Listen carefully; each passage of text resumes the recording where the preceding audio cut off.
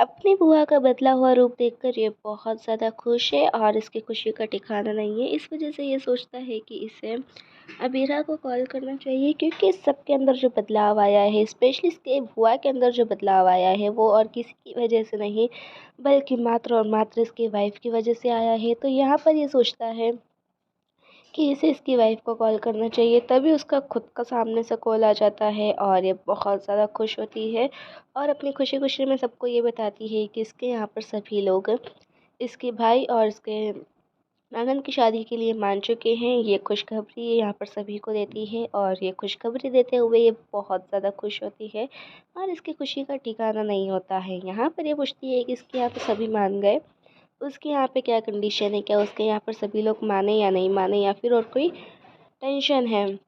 इस तरीके से यहाँ पर उससे पूछती है तो वो कहता है कि हाँ, उसके यहाँ पर भी सब कुछ सभी लोग मान चुके हैं और उसे और भी बहुत कुछ इसे बताना है। लेकिन इसे बार बार बीच बीच में आरके का फ़ोन आ रहा होता है, इस वजह से काफ़ी डिस्टर्ब होती है।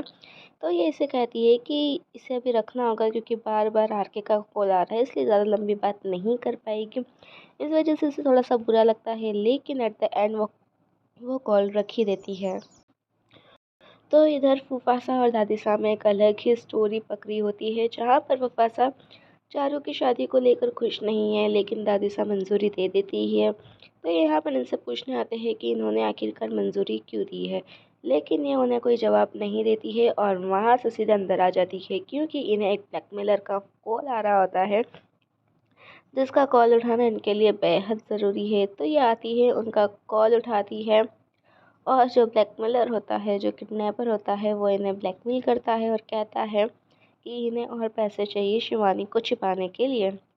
तो इधर जो शिवानी खुद होती है, वो तो यहाँ पर भाग चुकी है और अपने बेटा बहू के साथ बहुत ज़्यादा खुश है और इनकी खुशी का ठिकाना भी नहीं है। यहाँ पर शिवानी बहुत ज़्यादा खुश होती है और यहाँ पर वो जाती है गाजर का हलवा बनाने के लिए अपने बेटा बहू के लिए, जहाँ पर वो बहुत ज़्यादा खुश होती है और आर के यहाँ पर अबीरा को एक बात बताता है और कहता है कि वो बिल्कुल भी नहीं चाहता अब कि इनका असली बेटा वापस आए, क्योंकि अगर इनका असली बेटा वापस आ गया तो फिर ये फिर से अनाथ हो जाएगा।